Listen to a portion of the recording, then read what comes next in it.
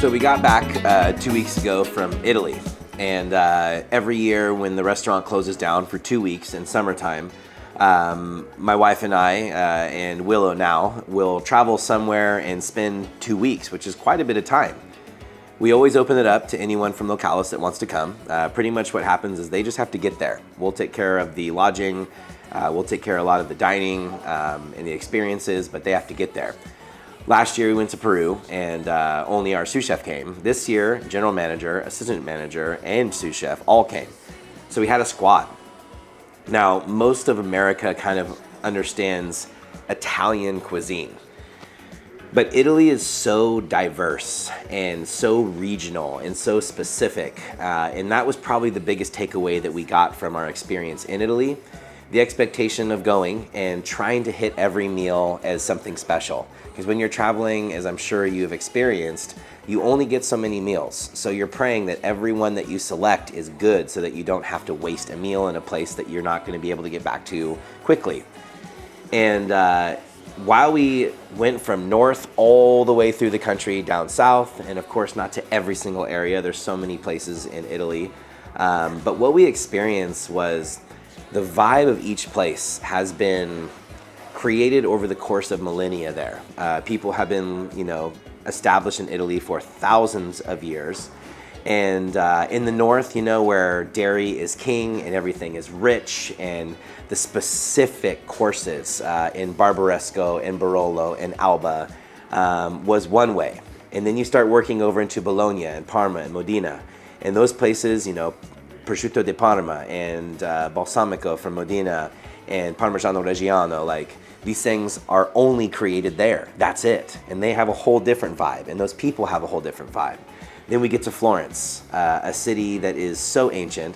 Having a lunch at a 2-star restaurant in the oldest building in Florence was such an incredible experience, not just with the food, but to sit in a building that was there for the past 2,500 years. That city is a vibe. Then you go to Rome. And on the way to Rome, you stop at Montepulciano and Orvieto.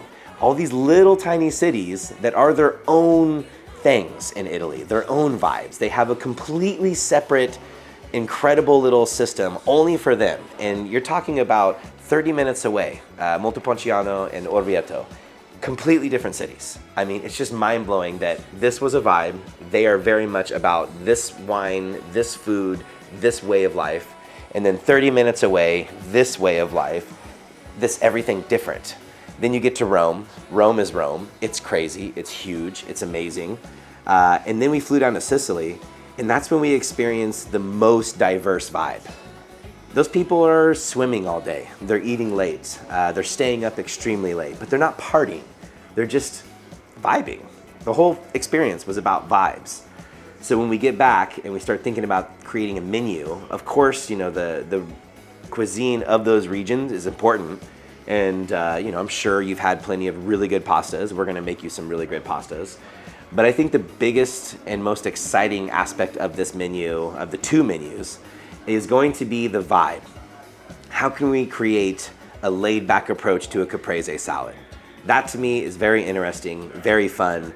Of course, caprese salad, very Sicilian. At the same time, how do we captivate that sense of relaxed ocean, very tan people that are eating fish all day long and enjoying this, very relaxed life as compared to the bustle and the hustle of Rome. That's what's most exciting about this menu, is not just the regional cuisine, but the regional vibes, the way that people have distinctly become their own, even in one country. Each individual place has its own soul, its own breath, its own everything. And that's what the most exciting part of this menu and these 2 menus is going to be to create for you guys to experience.